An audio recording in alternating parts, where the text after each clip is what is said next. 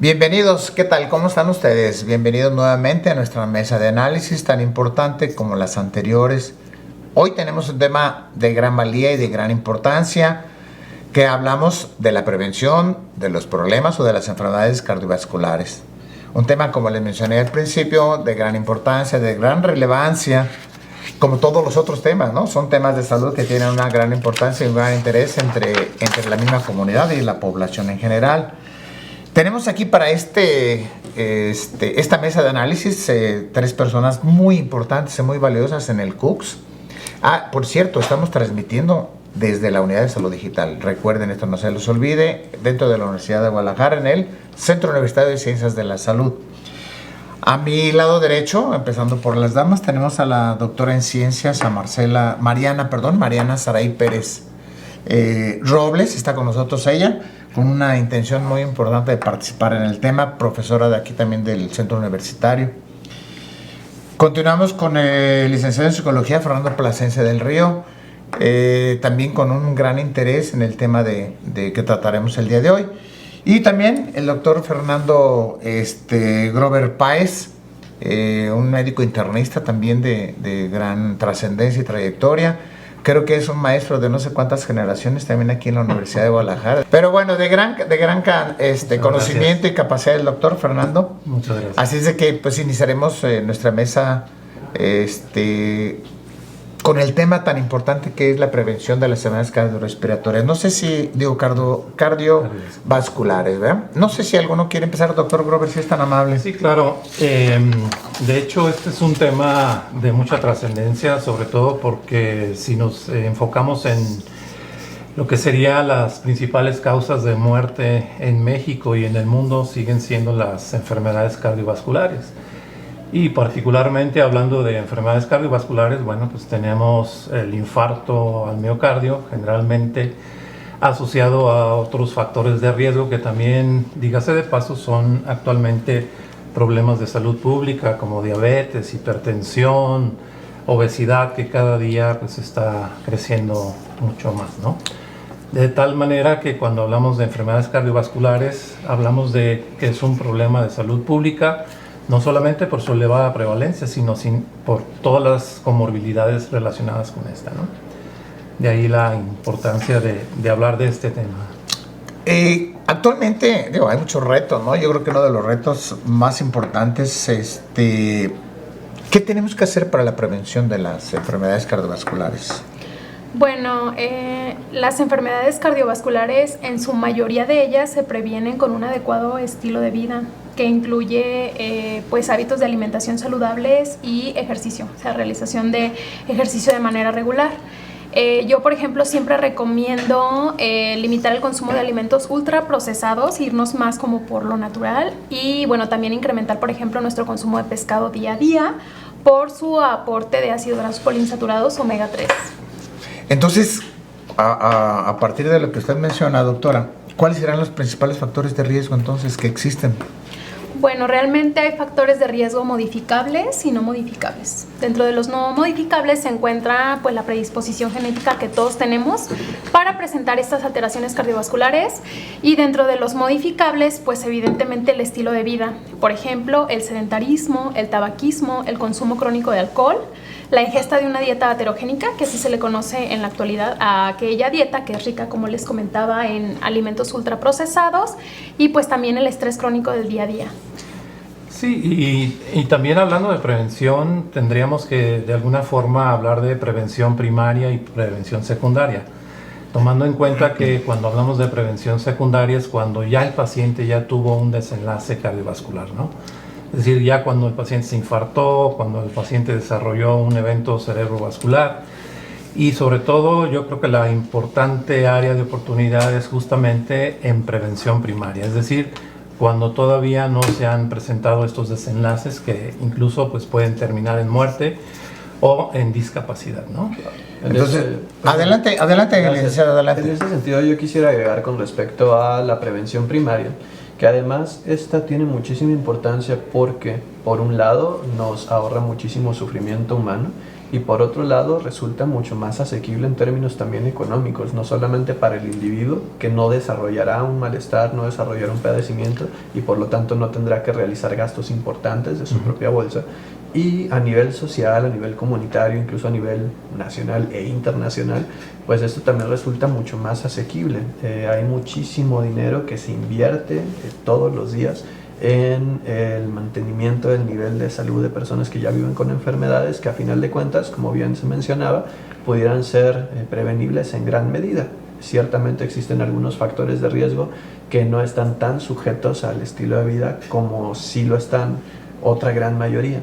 Y algo importante también en ese sentido es que muchos de estos factores de riesgo que pueden tener como desenlace el desarrollo de enfermedades cardiovasculares también son factores de riesgo para el desarrollo de otras muchas enfermedades que siguen formando parte de estas grandes causas de mortalidad en todo el mundo, ¿no? Claro. Es decir, tenemos factores de riesgo comunes para enfermedades cardiovasculares y para, por ejemplo, diabetes, enfermedad renal crónica, algunos tipos de cáncer. Esa es otra razón más para apostar por la prevención primaria. No solamente estamos previniendo un tipo de enfermedad en particular, sino un gran grupo de patologías que generan muchísimo malestar, no solamente aquí, sino prácticamente en todo el mundo, ¿no? Tanto en países en vías de desarrollo como en países incluso superdesarrollados económicamente hablando. Entonces, después de todo eso, lo que dicen ustedes, ¿cuál será lo más importante? ¿El comportamental o el metabólico? ¿Cuál es el riesgo que debemos de atender primero? Bueno, en este sentido... ¿Cuál es el urgente a controlar? Yo creo que el comportamiento, ¿no? Porque el comportamiento te lleva a justamente el desarrollo de pues, lo que estamos hablando, ¿no? Lo metabólico. Si estamos hablando de factores de riesgo que pueden estar asociados al comportamiento, por ejemplo, el sedentarismo, ¿no? O los malos hábitos, como mencionaba la doctora Mariana, ¿no? Estamos ahorita bombardeados de un gran escenario de, digamos, de pues, puntos que nos hacen considerar que, sobre todo cuando uno llega a estas, por decir un ejemplo, tiendas de conveniencia, cuando tú vas a comprar un medicamento a alguna farmacia, en la caja está bombardeado de todos estos productos ultraprocesados que se mencionan, de tal forma que el ambiente es un factor de riesgo ya por sí obesogénico, y este factor de riesgo obesogénico pues es uno de los principales factores que pueden favorecer el desarrollo pues, de hipertensión, de diabetes, con problemas con los lípidos, ¿no? Así que yo pues sí estoy a favor de que el principal problema que tendríamos que atacar pues, sería el tipo del comportamiento, ¿no? Claro. Sí, porque a final de cuentas eso lleva al metabólico. Una vez un mal manejo del comportamiento tendrá que llevar un problema metabólico, sí. ¿no? Sí, totalmente. Yo estoy de acuerdo en ese sentido, pero también quisiera resaltar una idea que mencionaba hace unos momentos el doctor, de que aunque el comportamiento es claramente la base del estilo de vida y es claro que tenemos que apostarle a la modificación del comportamiento para generar estilos de vida más saludables, se mencionaba que el entorno es un factor de riesgo en sí mismo. Entonces no tenemos que perder de vista que aunque nuestro estilo de vida se basa en un proceso de toma de decisiones, a final de cuentas uno decide entre realizar una conducta más saludable y otra que no lo es tanto, también tenemos que considerar que esta toma de decisiones está limitada dentro de una gama no tan amplia de posibilidades. El entorno en el que yo me encuentro me presenta ciertas posibilidades entre las cuales yo puedo decidir, pero esto quiere decir que la salud también tiene determinantes sociales y que la estructura en la cual yo me desenvuelvo juega un papel fundamental. Ciertamente, mientras más educada, por ejemplo, esté la población y más empoderada esté para tomar mejores decisiones, vamos a tener mejores expectativas. Pero por otro lado, si no cuenta con los recursos necesarios para tener un estilo de vida saludable, entonces tampoco vamos a alcanzar este máximo nivel potencial de salud que podríamos esperar. Tenemos que integrar entonces el conocimiento de la parte comportamental sin desligarla de su contexto, porque el contexto puede ser favorecedor o puede ser una limitante para que cada persona ahora sí se responsabilice de su salud y entonces pueda tener un estilo de vida más saludable. Entonces, en este caso, lo importante sería iniciar con la prevención primaria o prevención secundaria. ¿Cómo que, doctora? Pues la prevención primaria siempre considero que es súper importante incidir en ella, como bien lo han estado comentando los doctores, yo también considero que el medio ambiente en el que vivimos, este ambiente obesogénico, como lo llama el doctor, pues no favorece, ¿verdad? Definitivamente es como ir en contra de este ambiente porque es lo que nos ofrece, ¿no? Como bien lo comentaban, pues alimentos industrializados que son ricos en azúcar, ricos en grasa, que a final de cuentas sí te enferman, o sea, eso está súper comprobado científicamente. También resalto esta parte que nos comenta el doctor, que bueno, sí, están ahí, pero es responsabilidad de uno saber seleccionar qué alimentos o qué decisiones, que favorecen a tu salud. También, por ejemplo, aquí sumo, aparte de este tipo de la alimentación, del ejercicio, ¿no? De repente yo he platicado con personas, ahorita no estoy trabajando tanto con pacientes, pero bueno, los últimos que vi me comentaban, es que mis jornadas de trabajo son de 10 a 12 horas, entonces yo salgo cansado y esa parte me limita como la motivación o ahora sí que la energía para poder realizar ejercicio. Digo, sí, o sea, tal vez el sistema no ayuda, si lo vemos desde ese punto, pero es buscar uno la solución o las estrategias que pues te permitan a ti llevar un estilo de vida saludable que prevenga la aparición de alguna comorbilidad y que se complique con alguna enfermedad cardiovascular en algún futuro. Entonces, si ya sufriste un evento, ¿qué tipo de prevención debes de tener? Sí, tomando la línea de la doctora, me viene pues a la mente todas estas guías que nosotros utilizamos de todas las distintas sociedades, las asociaciones, en donde establecen un panorama para que el médico o el tomador de decisiones en el área de la salud le presente al paciente qué es lo que debe de hacer. Y en todas las guías siempre se habla de modificaciones en el estilo de vida, ¿no? Tanto en prevención primaria como en prevención secundaria. De esa forma, cuando uno se enfoca en prevención secundaria, sigue siendo las modificaciones en el estilo de vida.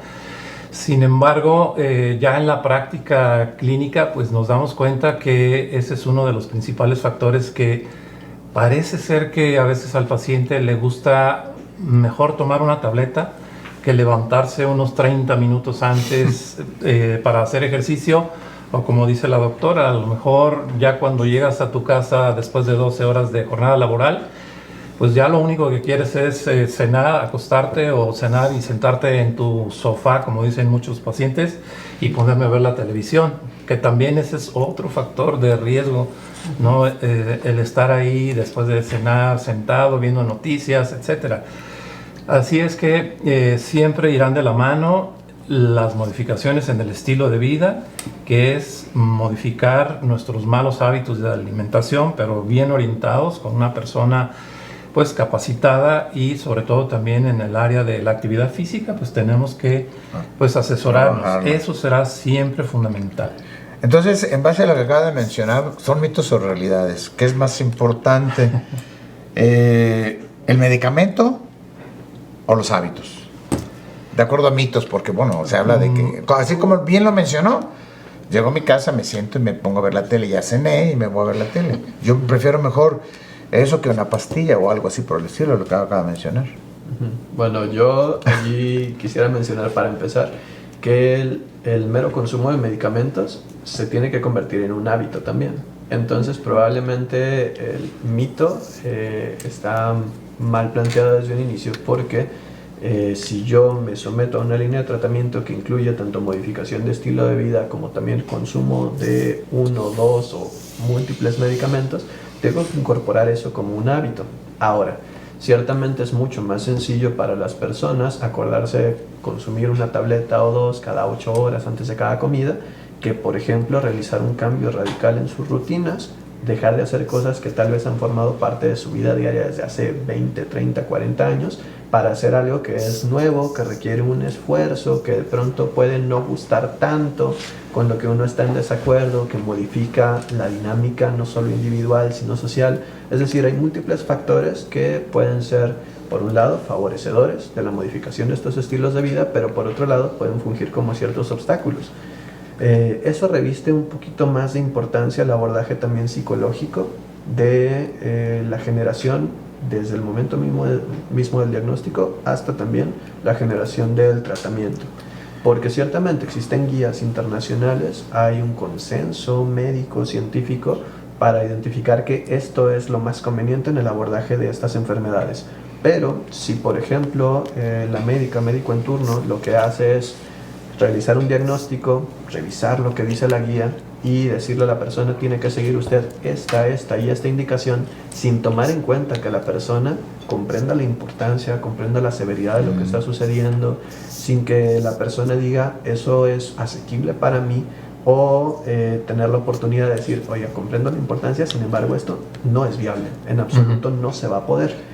Si nosotros como profesionales de la salud no nos damos la oportunidad de dialogar con nuestros pacientes y esperamos una obediencia ciega, no vamos a obtener buenos resultados. Yo sé como profesional por qué estoy diciendo las cosas y sé que esto es lo más adecuado, pero también necesito dialogar con la persona para que forme parte del acuerdo, Sí. que acepte este curso de comportamiento, que genera el tratamiento, porque al final de cuentas los objetivos los tenemos en común. Yo como profesional sé que mi objetivo es que tú te sientas mejor, y claro que la persona también lo desea. Si nosotros no tomamos en cuenta todo esto, podemos llegar a sobresimplificarlo y realizar aseveraciones como las que son muy comunes que haga el personal médico: es que este paciente se está dejando morir, este paciente no se quiere aliviar, este paciente se quiere sentir peor. No es que lo desee, es que pues de pronto las condiciones de vida no le dan como para eso, o requiere un acompañamiento de profesionales para gradualmente ir modificando sus Entonces, perdón la interrupción, entonces esto se llama adherencia. hábitos. Es la adherencia terapéutica. O sea, es una adherencia a los estilos de vida, al tratamiento, no sé, ¿a qué es una adherencia? Entonces, esto, digo, porque me suena que lo que estamos tratando de hacer es que la gente o las personas con esta posibilidad de tener este problema se acepte pues que lo necesita, una adherencia. Por supuesto. Y tomando en cuenta ese primer comentario, si es mito o una realidad, así en breve yo diría que un mito por parte del paciente, no todos los pacientes, es que hacen ejercicio y que sí están apegados a su programa nutricional. Una realidad también es que los pacientes se toman los medicamentos, pero muchos de ellos eligen cuál medicamento tomar. En ese sentido estamos hablando de que hay pobre adherencia al tratamiento. Sobre todo si el paciente tiene varias patologías, estamos hablando de que muchos de ellos están polimedicados, es decir, tienen polifarmacia, ¿no? Tienen diabetes, tienen hipertensión, tienen alteraciones en el colesterol y muchas otras patologías que se comentaban relacionadas, por ejemplo, con obesidad. Y el paciente por cuenta propia, en muchos escenarios, él decide, pues, de hipertensión, pues sí, creo que la hipertensión es importante, entonces me voy a tomar el antihipertensivo, ¿no? Sí. Pero la dislipidemia no me duele, ¿no? Y, es decir, las alteraciones en colesterol y triglicéridos. Y el paciente, por cuenta propia, decide dejar de tomar. Esa es una realidad. O la otra que nos damos cuenta, el antihipertensivo, el medicamento para la presión. Llega contigo al consultorio el paciente, le tomas la presión y la presión está descontrolada. Y entonces le preguntas: oiga, ¿qué pasó? Hoy no se tomó la medicina, ¿verdad? Sí, doctor. A ver, entonces, ¿por qué está descontrolado? Bueno, hoy sí no me la tomé porque iba a venir con usted. Entonces, para que me viera tal como estoy, ¿no? Una respuesta muy común de los pacientes en la consulta. Sí. Así es. Sí. Entonces, la adherencia es muy pobre. Sí, yo creo que es muy pobre la adherencia. La verdad que muchos de los pacientes, bueno, que no están conscientes de la situación tan grave en la cual se encuentran, como lo que menciona el doctor Grover, es bien complicado que tomen esto. Pero entonces, nosotros como especialistas del tema o como profesionales de la salud, debemos adaptarnos a nuestras guías, o tenemos que empatarlas con las guías europeas, con las guías americanas. ¿Qué tenemos que hacer con nuestras guías de Toma toma de decisiones? Bueno, como su nombre lo dice, es una guía. Es para que por lo menos tengas un documento donde basarte para cómo orientar al paciente. Obviamente cada paciente es un individuo.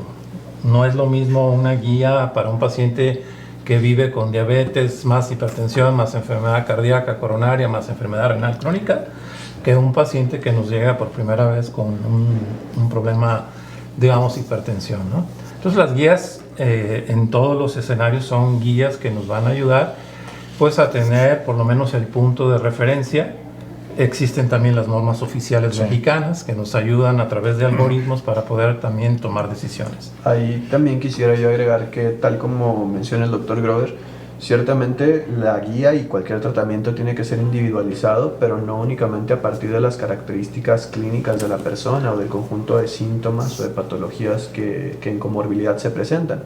Uno tiene que considerar quién es la persona, que a final de cuentas como profesionales de la salud trabajamos por y para personas, no con enfermedades. Entonces, esta persona, además de tener un conjunto de patologías importante, pues de pronto es madre soltera y trabaja doble jornada y vive en un sitio alejado del hospital, tiene tales creencias, su cultura le dicta que tiene que cuidar su salud de tal manera. Entonces, ¿quién es la persona que yo tengo enfrente y qué de esto que me presenta la guía me funciona con esta persona o qué adecuaciones tengo que realizar?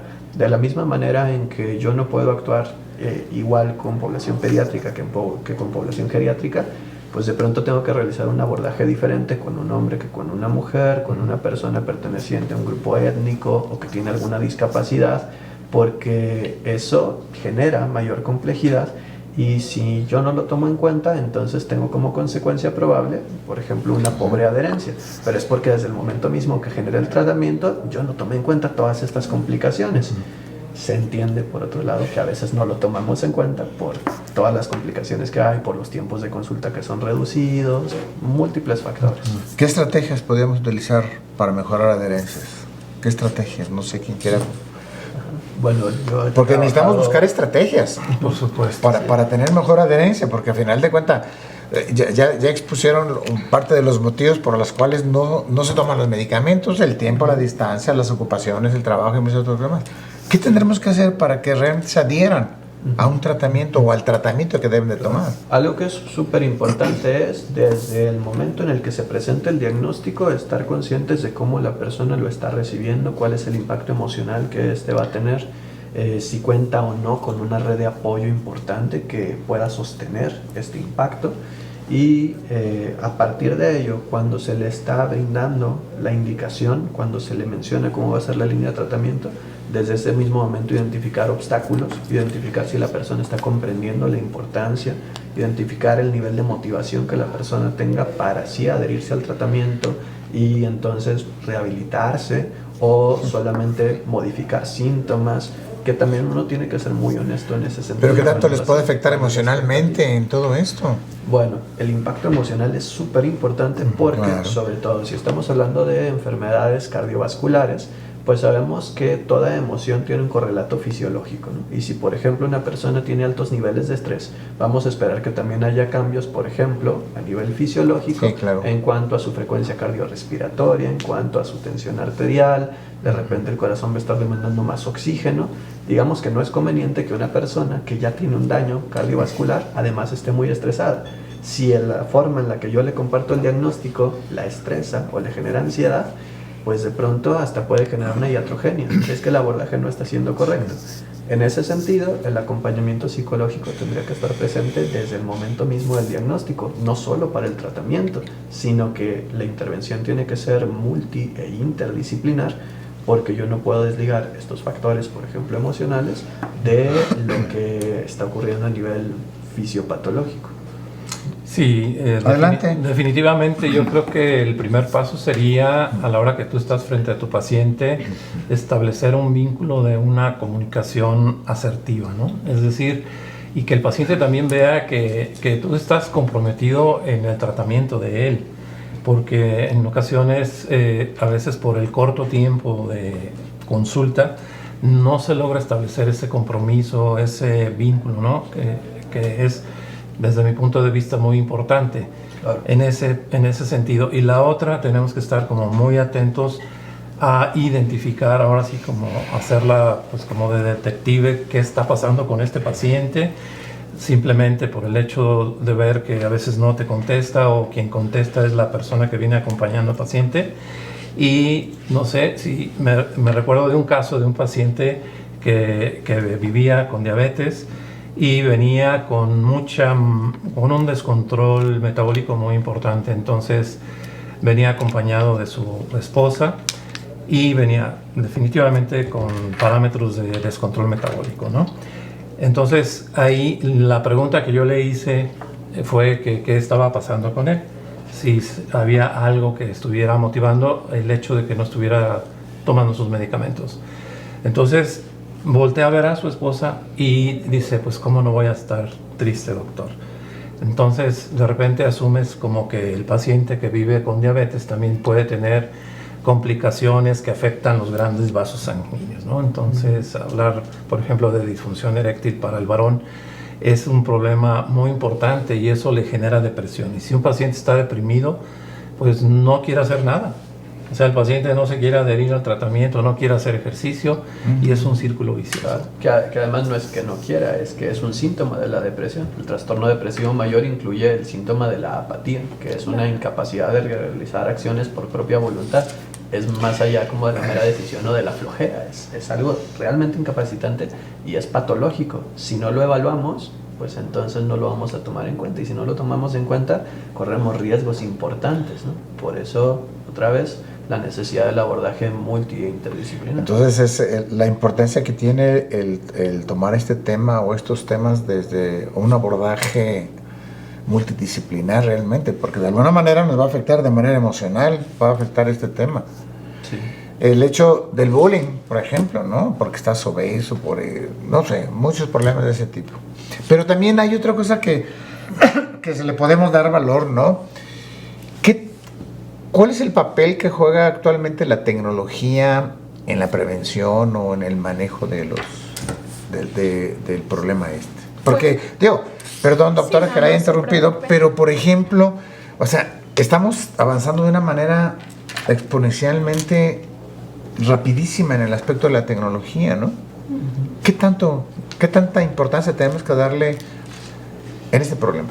Sí, bueno, por ejemplo, con respecto al tratamiento nutricio de los pacientes, ahorita contamos con diferentes como programas, aplicaciones para el celular y demás, que, bueno, además de darles como sus planes de alimentación impresos, de repente también contamos con aplicaciones que te permite visualizar los alimentos como ya de una forma preparada y tú llevar como el registro desde tu celular y demás, e inclusive como alarmas de recordatorios como de, recuerda, no sé, caminar 15, 20 minutos.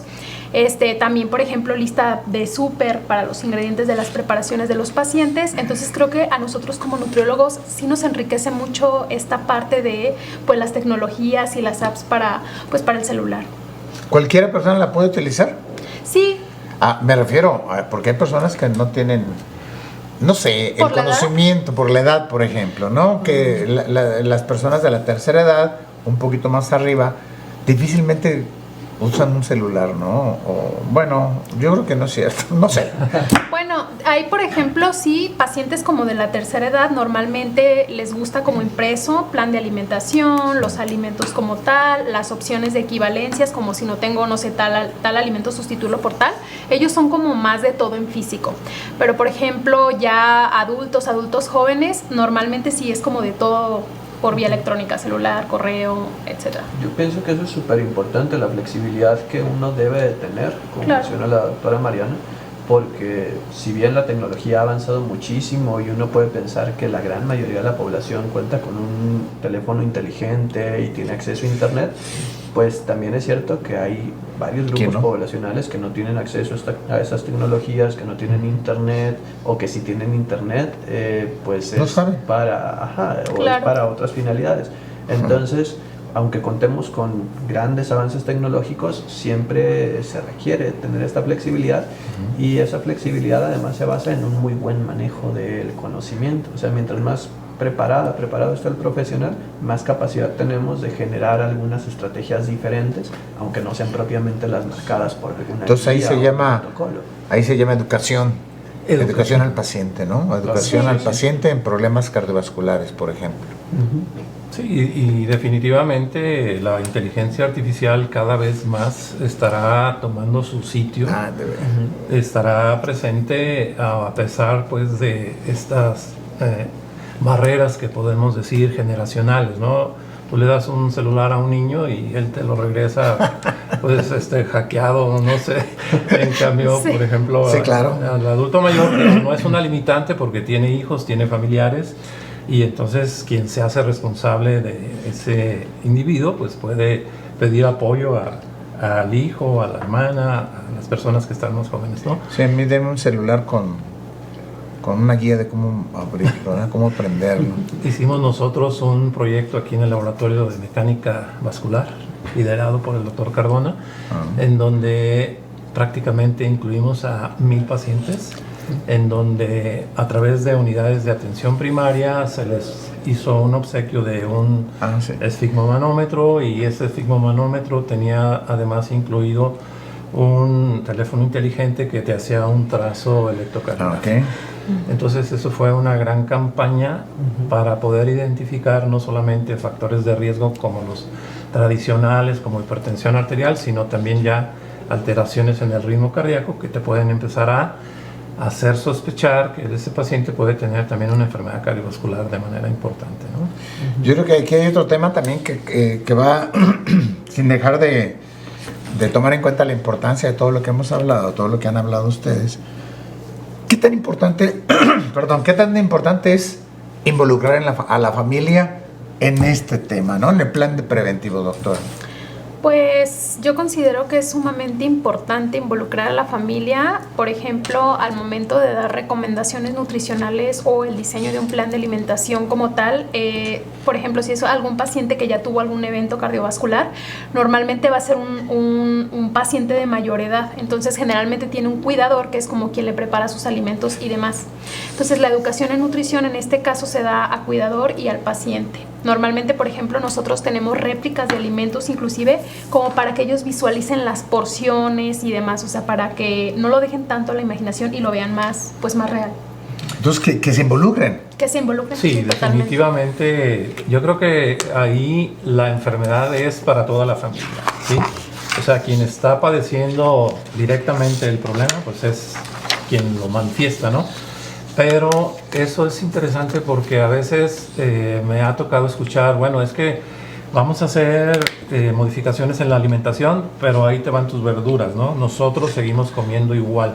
Nosotros seguimos comiendo lo que normalmente, pizza, chicharrones, menudo, crema, tortillas, tacos dorados, lo que ustedes quieran, ¿no? Y el paciente se siente rezagado, se siente como abandonado e incluso hasta castigado por parte de la familia, y ahí es en donde pues el paciente, se come sus verduritas, pero se sale y en la calle se come sus tacos de barbacoa, ¿no? Claro. Sin que se dé cuenta la familia. Sí, existen estudios que ya han comprobado que el apoyo social en todas sus variables incrementa la adherencia al tratamiento, presenta mejores resultados de salud, a nivel emocional la persona se encuentra mucho más estable, y además es súper importante que trabajemos con el círculo social cercano. Yo no hablaría solo de la familia, porque de pronto hay personas que viven con roomies, con personas que no son directamente familiares, ni legal ni sanguíneamente, o con una pareja, pero bueno, el círculo cercano es importante incorporarlo al plan de tratamiento, porque además estamos hablando de enfermedades crónicas, crónico-degenerativas. No es un malestar agudo que se le vaya a quitar a la persona por tratar de, por tratarse de manera breve, sino que nosotros necesitamos tener un equipo más amplio de personas profesionales y no profesionales que nos ayuden a dar seguimiento al tratamiento de la persona y que nos ayuden a estar al pendiente de nuestro paciente, porque a lo mejor nosotros lo vamos a ver cada mes, cada 3 meses, cada cierto tiempo de consulta, pero la enfermedad está presente todos los días de su vida, entonces no podemos estar cuidando al individuo. Se requiere de un grupo de personas que estén al pendiente de y que amplíen nuestro alcance como profesionales. Tú lo que mencionabas anteriormente, lo interdisciplinario. Entonces creo yo, o debe de ser que cuando llegue, regularmente empezamos a detectar este tema en la consulta, no en otro lado, en la consulta. El médico que atiende a ese paciente en la consulta tendrá que pensar en trabajar de una manera interdisciplinaria, buscar trabajo social, buscar nutrición, buscar aspectos físicos y buscar aspectos emocionales. Yo creo que debe de ser de esa manera un abordaje más interdisciplinario, para que el paciente no nada más, sí, tómate la pastilla, nos vemos, no, regresa en un mes. Sí, eso es fundamental. Yo creo que si me viene a la cabeza, por ejemplo, mis antecedentes de atención primaria, no nos hacíamos tan conscientes en el sentido de solicitar apoyo interdisciplinar. Recuerdo que, pues bueno, el paciente que llegaba con diabetes, con hipertensión, pues en automático tú indicabas el antihipertensivo, el antidiabético, y váyase con la trabajadora social a que le dé una dieta, ¿no? Pero sí, así era como se manejaba, ¿no? Sí. Y entonces la paciente o el paciente salía con su dieta, había nada más 3 estilos de dieta, de 1200, 1500 y 1800 calorías. Sí. Entonces, según la trabajadora social veía a la persona, no, pues yo creo que le vamos a dar una dieta de 1200 calorías. Pero la realidad es que, Sí. por ejemplo, la parte de emocional está un poquito descuidada por parte de quienes hacemos medicina, ya sea de primer contacto, de medicina privada, etcétera. Sí estamos como más concientizados de solicitar el apoyo nutricional por 2 escenarios, porque no sabemos realmente hacer una prescripción de un régimen nutricional, o porque de alguna manera a veces nos da flojera, ¿no? Entonces, váyase con la nutrióloga. Aquí en el otro lado del consultorio tenemos una nutricionista o nutrióloga, pero sí descuidamos la parte psicoafectiva, ¿no? O sea, que creo yo que tiene la misma importancia o quizás más, como lo iniciamos al principio de mencionar, identificar cómo viene el paciente, si viene nervioso, si viene deprimido, si viene triste, ¿no? ¿Y cuántos problemas trae atrás? Que pueda arrastrar atrás, ¿no? No, y sí, sin duda, si hacemos un análisis incluso cuantitativo de cuántos psicólogos y psicólogas están contratados dentro de nuestro sistema de salud en grandes y pequeños hospitales y lo comparamos con el número de otras y otros profesionales comparados, vamos a ver que hay una diferencia abismal. Y ciertamente, de manera tradicional, desde hace muchos años, pues considerábamos que los profesionales de la salud por excelencia eran medicina, un poquito más enfermería, que ya ha ganado su lugar. Poco a poco se han ido incorporando otras ciencias como la nutrición, otras disciplinas importantes, pero ciertamente la psicología ha quedado muy rezagada. Sí. Y esto se debe a muchos factores, entre los cuales tal vez el más importante es que seguimos pensando en que existe una salud física y una salud mental como si fueran cosas verdaderamente ajenas, como si la salud fuera divisible. Esta división es completamente artificial y nos damos cuenta, sobre todo en problemas complejos como estos, ¿no? Una cosa es que yo, psicólogo, me especialice en ciertos elementos de la salud, pero no quiere decir que debe ignorar la importancia de los otros. Asimismo, el personal de medicina tendría que saber, yo me encargo de esto particularmente, pero reconozco la importancia de que también haya atención desde una perspectiva psicológica, nutricional y demás, pero si no están incorporados a los espacios de trabajo, o sea, preguntémonos cuántos servicios de medicina tienen incorporado personal de psicología dentro de nuestros hospitales. Claro. Ahí ya hay un problema muy marcado. Y fíjate que también es importante en ese sentido, hay muchos pacientes que se sienten como agredidos a la hora que tú le dices, lo voy a mandar al psicólogo. Sí. También es la forma como debemos de decir las cosas, ¿no? Pues sí. Creo que me gustaría tener la opinión del psicólogo para poder manejar estas partes que nos están dificultando, ¿no? Y saber qué aporta el psicólogo en estos equipos de salud. O sea, no es que te vaya a tratar una psicopatología, es que va a evaluar, por ejemplo, tu capacidad cognitiva para seguir indicaciones, va a evaluar tu capacidad de adherencia al tratamiento, va a ver si eres candidato, por ejemplo, a trasplante en los casos en los que así se requiera, va a ayudarte a generar apoyo social. No es que te vaya a dar psicoterapia, es que realiza una función integrada al equipo de salud. Y bueno, no lo tengo que mandar a otro edificio de consulta, tengo que estar presente. Pero tenemos que saber abordar esa forma para que el paciente no se sienta que lo estamos tratando, bueno, porque esa es la idiosincrasia actual, pues, de que me mandas con el psicólogo, bien lo dijo el doctor, me mandas con el psicólogo y, oye, pero pues si no tengo nada, no estoy loco, no tengo esto, no tengo aquello. La respuesta es normal, ¿no? Sí. Yo creo que hay que abordarlo de una manera más, como bien lo dice, más interdisciplinario, cordial. Hacerle ver más cordial, no sé qué tanto traiga arrastrando el paciente atrás. Pero bueno, muy bien. ¿Qué podríamos recomendar?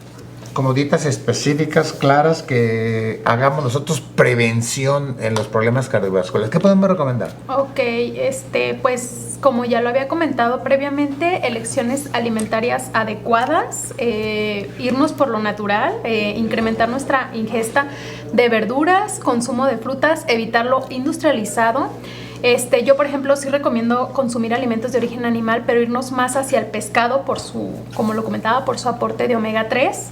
También incrementar el consumo de semillas como nueces, pistaches, almendras, ya que estos contienen también ácidos grasos poliinsaturados que son buenos y nos ayudan a mejorar estrés oxidativo e inflamación, que esto es propio de las enfermedades cardiovasculares. Evitar el consumo de bebidas azucaradas totalmente, porque bueno, estas muchas están endulzadas con fructosa, la cual es altamente, pues ahora sí que lipogénica. También se ha visto que se asocia con alteraciones en el metabolismo. Incrementar el consumo de agua natural, realizar ejercicio, o sea, eso es crucial. Y pues sí, prácticamente eso. ¿Qué tanto agregarías a este punto que acabas de comentar? ¿Qué tanto agregarías la promoción del ejercicio? En general, los estilos, ¿no? El cambio de estilos de vida. Sí, o sea, realmente modificaciones en el estilo de vida, como ya lo han estado comentando los doctores, tiene que ser ya sea en prevención primaria y en prevención secundaria. Y bueno, también creo que le sumaría a esta prevención la parte psicológica. Esta es crucial, puesto que también, por ejemplo, en el ámbito de la nutrición se ha visto que las elecciones alimentarias, o sea, hay muchísimos estudios científicos que nos dicen que las elecciones alimentarias también dependen mucho de las emociones. Entonces, no es tanto como, no sé, o sea, de ignorancia o desconocimiento, sino también mucho de lo emocional que hace que yo opte por el consumo de ciertos alimentos, ¿no? Eso se llama estrés, ¿no? Me quedé con el comentario de la recomendación de la actividad física, ¿no? También ahí tenemos que estar como muy atentos a qué posibilidades tiene un paciente, porque a veces le queda como la idea de que cuando tú le recomiendas actividad física, se tiene que ir a inscribir a un gimnasio, ¿no? Uh-huh. Y sí, yo, doctor, para la siguiente semana ya me voy a inscribir al gimnasio, y realmente eso no es lo que nosotros queremos. Realmente tenemos que ver, por ejemplo, si el paciente tiene una enfermedad articular degenerativa de rodillas, pues no lo vas a mandar a caminar o a trotar, ¿no? O si tiene alguna limitación en alguno de sus miembros. Así que tenemos que ir valorando qué sí puede hacer el paciente y qué no puede, pero siempre incentivarlo, incluso determinar qué cantidad de tiempo tiene que hacer de actividad física, y no siempre tiene que empezar con las recomendaciones internacionales, ¿no? Que son, por ejemplo, 150 minutos a la semana de actividad física regular. Siempre es importante comentar con el paciente que tiene que ir paulatinamente incrementando esta actividad física. Bien lo dijo al principio, una pastilla o 20 minutos antes levantarse, ¿no? Claro. Exactamente. Pues levántate 20 minutos en vez de que tomes pastilla y ten alguna actividad, la que sea, ¿no? Claro, pero ahí también tenemos que modificar la cultura con respecto a la salud, porque hemos estado acostumbrados en nuestra cultura a que cuando yo tengo un malestar, voy con alguien a que me lo resuelva, en lugar de hacerme cargo yo también de lo que a mí me corresponde. Entonces, para modificar esa cultura requerimos estrategias como la educación para la salud, estrategias de promoción de la salud, no solo de prevención de las enfermedades, que eso ya es ir un paso más adelante todavía.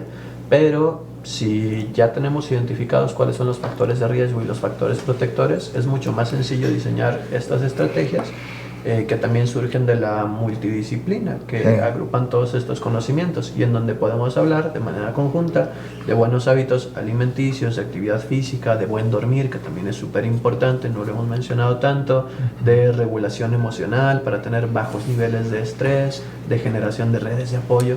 Es decir, todos estos elementos que aportan a nuestra salud pueden formar parte de nuestros hábitos diarios y no necesariamente hasta que ya haya un problema, ¿no? Claro, y en ese sentido, hablando de la educación, como dice el dicho, ¿no? Arrastra más un ejemplo que 1000 consejos. Sí. Si nuestros hijos, nuestros jóvenes nos ven que los fines de semana, desde las 10 de la mañana ya estamos encargando las cervezas, ya estamos echándole aire al comal, ¿no? Entonces, obviamente, nosotros estamos dando un ejemplo equivocado, ¿no? Estamos mandando una señal equivocada. Bueno, en base a todo esto, yo creo que tenemos que hacer una forma de prevención, ¿no? ¿Qué tenemos que hacer para iniciar, si tengo o no tengo un problema de hipertensión? ¿Cuándo iniciaremos nuestro tamizaje? ¿En qué tiempo podemos iniciar un tamizaje? ¿Cuándo lo tenemos que hacer? Sí, aquí en este sentido es importante, por ejemplo, quienes tienen de entrada factores de riesgo. Si tu papá o tu mamá o un hermano tiene hipertensión, pues bueno, yo también tengo que buscar hipertensión. Y así para todos los factores de riesgo. Si tenemos un familiar de primer grado de consanguinidad, con diabetes, con alteraciones en el colesterol o triglicéridos, pues el tamizaje puede iniciar desde ya, ¿no? Estamos viendo que, por ejemplo, en México la población infantil ya aproximadamente estamos llegando a cerca del 1% de diabetes tipo 2, que esta es la que está relacionada con la obesidad. Y estas cifras van hacia adelante, de tal manera que cuando empezar la prevención, pues desde ya.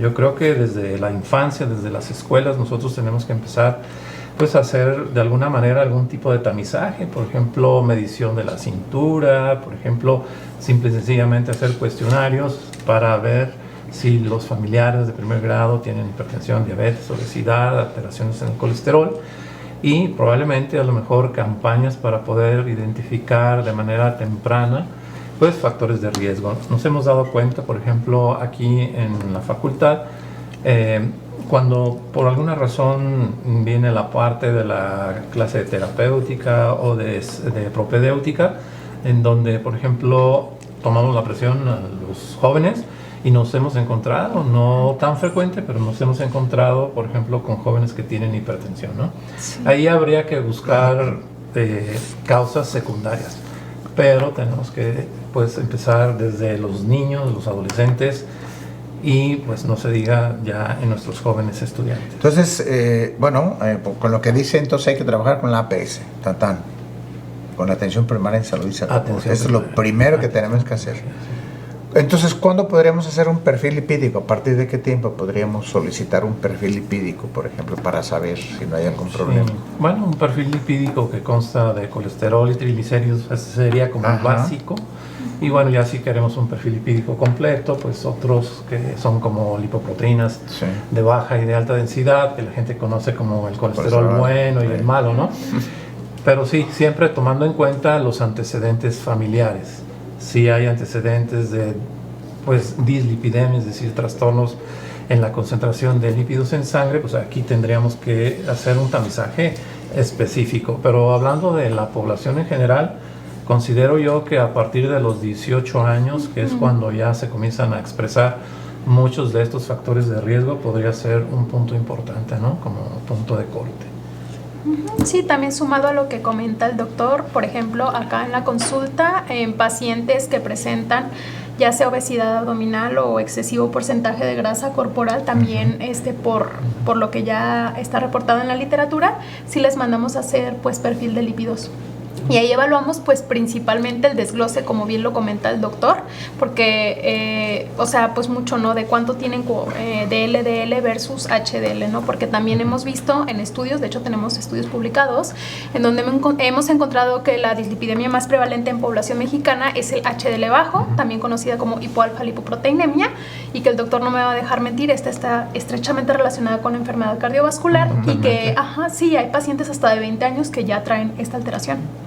Yo ahí no agregaría que estas intervenciones de tamizaje sean culturalmente sensibles, porque si por ejemplo yo llego a un salón de clases en preparatoria, en secundaria, y digo, oigan, vienen estas personas a una medición de circunferencia de la cintura, y lo hago enfrente de todo el mundo y todos están escuchando, mira cuántos centímetros midió, mira cuánto pesó fulanito, pues eso puede generar un impacto emocional que es claramente desfavorable.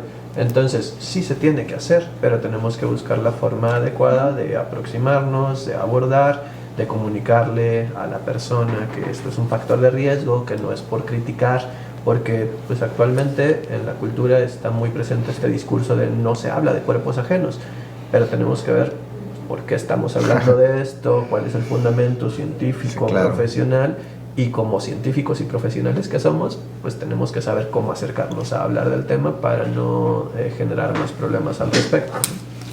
Híjole, tema muy interesante, ¿no? Un tema, no sé si decir de actualidad o de toda la vida, pero es un tema que si no tomamos en cuenta esto en base a las estadísticas que tenemos, aunque parece ser que por ahí ya perdimos el primer lugar en obesidad, me parece que era lo único que teníamos en primer lugar y ya perdimos. Sobrepeso.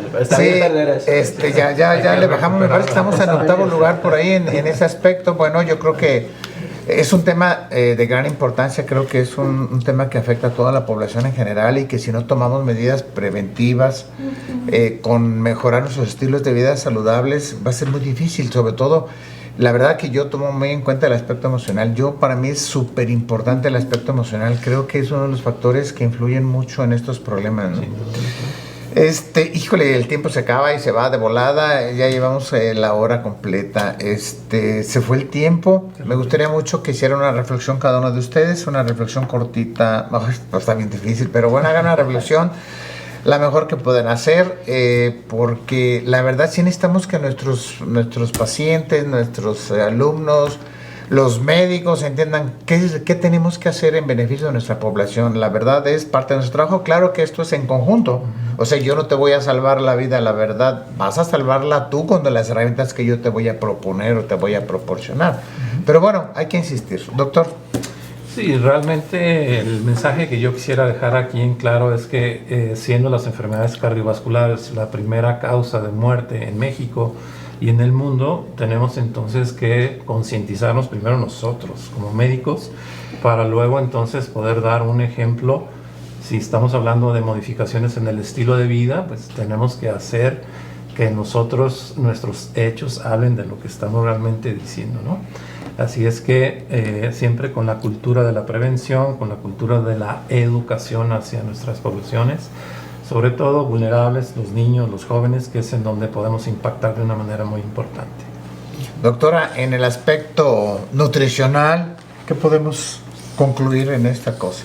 Pues tener las elecciones alimentarias adecuadas, optando por alimentos ahora sí que en su forma natural. Mientras menos industrializado va a ser definitivamente mejor, porque lo industrializado es rico en sal, en ácidos grasos saturados, ácidos grasos trans, que están estrechamente relacionados con cardiovascular. Entonces, optar por los alimentos en su forma natural y en cuanto a las bebidas, por ejemplo, agua natural, ¿no? Es como la recomendación. Y sobre todo que se den cuenta de que es importante, que no lo hace uno porque no vayas a los tacos o porque no te comas una pizza o algo así. Claro. Yo creo que para todo hay tiempo, ¿no? Sí. Pero sí, pues, si somos ordenados en una alimentación, puedes comer lo que quieras, me imagino, creo, en su momento, y no tampoco. Pero pues bueno, mejor no digo nada, mejor me equivoco. Que la nutrióloga. Sí, que me va a echar para atrás. Me va a echar para atrás mi comentario. Sí, porque a veces se habla incluso hasta de premios, ¿no? Sí. O sea, toda la semana hice lo que me dijo la doctora y hoy domingo, pues desde las 7 de la mañana ya están mis cervezas listas. En el aspecto emocional, ¿qué podemos concluir en este asunto? Bueno, yo como psicólogo de la salud quisiera cerrar con la insistencia de puntualizar la necesidad de incorporar aquellos aspectos psicológicos y sociales en el abordaje de la salud en general, no solamente en este problema, sino cualquier complicación de salud. Observarla desde un paradigma biopsicosocial y que eso no solamente queda a nivel conceptual, sino integrarlo en la práctica, incorporar profesionales de múltiples disciplinas desde el momento del diagnóstico mismo, cuando ya hay una enfermedad, y mejor aún, pues trabajar en conjunto en promoción de la salud, en prevención de enfermedad, prevención primaria, para no tener entonces estas consecuencias tan desfavorables a las que nos enfrentamos hoy en día. Y vaya que sí, ¿verdad? Híjole, qué interesante todos estos puntos. No creo que tengamos con 1 hora, 2 horas o 3 horas. Yo creo que pues no sé cuántos días tendremos que platicar del tema, ¿no? Nada más que es muy importante que todos aquellos que nos ven o que nos escuchan tomen en cuenta que lo que estamos tratando de hacer es de que tanto profesionales de la salud como las personas en general o los pasantes que están ahorita trabajando en esas cosas tomen en cuenta la importancia que tiene el realmente trabajar con el tema, ¿no? El prevenir ese tipo de problemas, el utilizar las herramientas necesarias que tenemos, tanto de prevención, tanto de aspectos emocionales y tanto de un manejo médico como debe de ser. Hay que tomar en cuenta esto, hay que tratar de estar mejor todos nosotros, incluyendo a los pacientes, ¿no? Hay que tratar de dar calidad en este caso. Por lo tanto, pues bien merecido tienen ustedes, se les va a proporcionar un pequeño reconocimiento. Doctora Fernando del Río, la maestra. Gracias. Y el doctor también Fernando, ¿no? La doctora. Muchas gracias. Es poquito lo que podemos hacer con ustedes, darles un reconocimiento Estamos muy contentos, los apreciamos. Ojalá pronto haya una oportunidad próxima de estar con nosotros. Y a todos ustedes, gracias por estar con nosotros. Esperamos una próxima mesa de análisis. Se les avisará de qué se trata. Hasta pronto y estamos a la orden. Adiós. Gracias.